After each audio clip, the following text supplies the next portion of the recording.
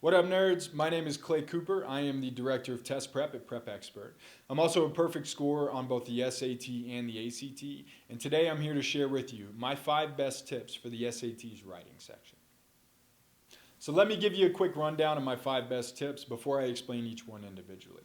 Tip number 1 is read the entire passage for comprehension. Tip number 2 is know all of the punctuation rules perfectly. Tip number 3 is make sure you can identify clauses and distinguish between the different types. Tip number 4 is make sure you know how to recognize a prepositional phrase and eliminate it. And tip number 5 is make sure you know the difference between the different types of transitions and how each one can be used. So we'll take each one of these one by one. Tip number 1 is really simple. You should read every writing section passage in its entirety, in order, and for comprehension. Let me explain what I mean. I have a lot of students who come into my classes or come into a tutoring session and they're taking the approach in the writing section of just looking at the sentences in which something is underlined for possible correction. So not every sentence in a writing section passage has something underlined within it. A lot of students are tempted just to skip to the parts where something is underlined so that they can save time.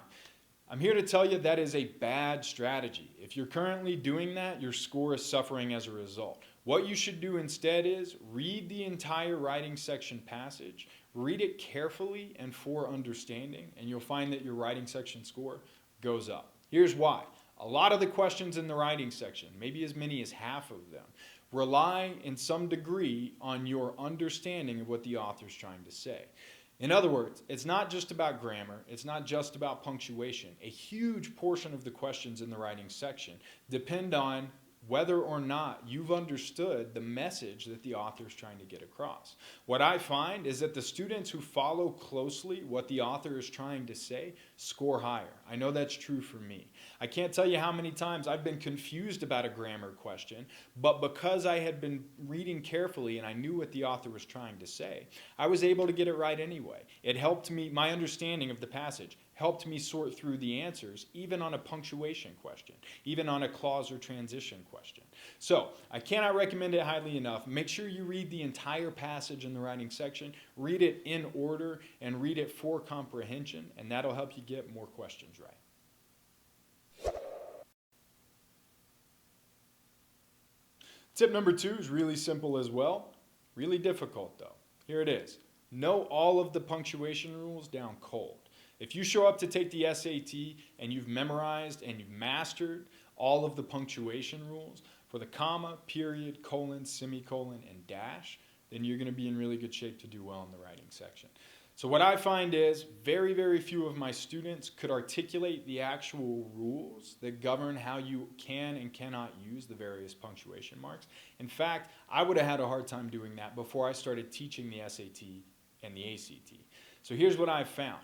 I've got a list of rules, and I teach them to my students, and my students don't have to miss punctuation questions anymore. You can find those rules. Maybe not mine exactly if you're not a Prep Expert student, if you're not in one of our courses or working with one of our tutors, but you can find other versions of the same punctuation rules out there on the internet, or maybe your teachers at school can help you find them. The point is, they exist. There are actual hard and fast rules that govern the ways you're allowed to use punctuation. The punctuation marks that are actually tested on the SAT are the comma, period, colon, semicolon, and dash. If you can find the rules governing those 5 punctuation marks and master them, don't just memorize them, also master how to apply them, then you're going to be in really good shape to do well in the writing section. If you're not familiar with those rules, at the end of the day, you're going to miss punctuation questions. And there's really no excuse for missing punctuation questions when the rules that govern how punctuation marks can be used are available to everyone. So make sure that when you show up to take the SAT, you know all of the punctuation rules perfectly. My third tip in the writing section is to make sure that you've mastered clauses. So many different grammar questions in the writing section come down to your knowledge and understanding of clauses, how they work, what they are, what the different types are, how to fix them, how to recognize them, etc. So there are a million different types of clauses out there, but the two types that are especially important that you be familiar with them on the SAT are independent clauses and dependent clauses. And what I find is many of my students are a little rusty on what qualifies as an independent clause and what qualifies as a dependent clause, what qualifies as not a clause at all. So make sure that you're familiar with the basic ingredients of a clause, a subject and a predicate, specifically a subject and a verb. That's usually what's most important on the SAT. Make sure that you can tell the difference between the different types of clauses. Independent clauses, standing on their own as a sentence. Dependent clauses can't stand on their own as a sentence. Make sure that when faced with an unfamiliar sentence, you can pick the clauses out of it, because all the punctuation rules that we just talked about learning come down to clauses. You're not going to be able to apply the punctuation rules if you don't know what clauses are what, if you can't recognize a clause in a sentence you've never seen before. So, again, a lot of the questions in the writing section really come down to clauses. Make sure that if you want to do well in the writing section, you've brushed up on what clauses are and how to recognize them. My fourth tip for doing well in the writing section is to master transitions. There are lots of different kinds of transitions, but there are three categories especially that you should be familiar with for the SAT writing section. Those are coordinating conjunctions, subordinating conjunctions, and transitional or conjunctive words and phrases, which are not actually real conjunctions. So, just like with punctuation and clauses, transitions are kind of the third leg of that stool. Punctuation, clauses, and transitions are really the basic ingredients of a sentence in the writing section of the SAT. So you need to master transitions just like you need to master clauses and punctuation. Transitions govern how clauses are connected. They govern how you get from one sentence to another. A lot of the rules of punctuation depend on transitions, which ones are being used and how. So you need to be able to recognize transitions. You need to know fanboys, what these 7 coordinating conjunctions are. You need to know subordinating conjunctions and a white bus. You need to know transitional or conjunctive words and phrases, what they mean, what they can and cannot do. Specifically, they cannot join clauses.